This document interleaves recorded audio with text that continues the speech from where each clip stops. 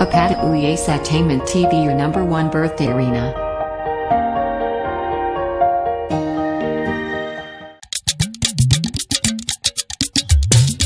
Ọmọ ṣọ̀wọ́ ó máa kú ọdún o.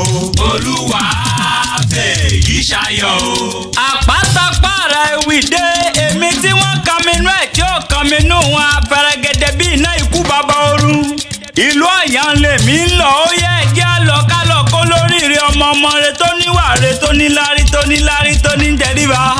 Lónìí ọjọ́ ìbí Olúwafẹ́yì ṣayọ̀ Ẹ́sà ọmọ ṣọ̀wọ́ èmi ò lè ṣaláì mọ́ kí o kú ọdún. Ẹlẹ́yinjú ẹ̀gẹ́ dúdú bíi kóró òsìn ó nà délé ó dúró déédéé obìnrin tóbìnrin ó rẹwà oníláárí onítẹríba oníwà tútù bíi àdàbà. Ọ̀yàn nípínlẹ̀ Ọ̀ṣun lé bàbá tó bí ọlọ́mọ ọmọ Ìyẹ̀rú Ọ̀yàn tí mo fi hàn mo jàre ọ̀ràn wá sí lẹ́yọ̀.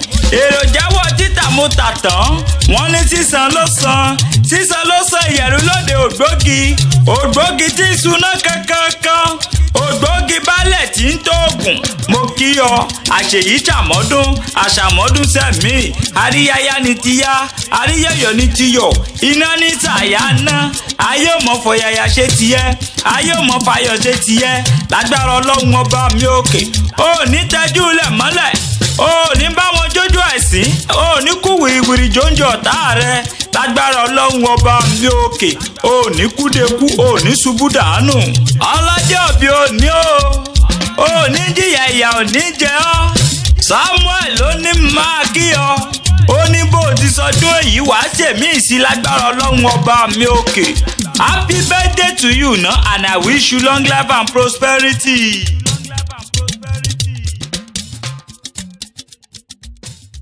Thank you for watching our video and follow us on Instagram, Twitter and Facebook at Apata Ewi. Please don't forget to subscribe to our YouTube channel for more videos.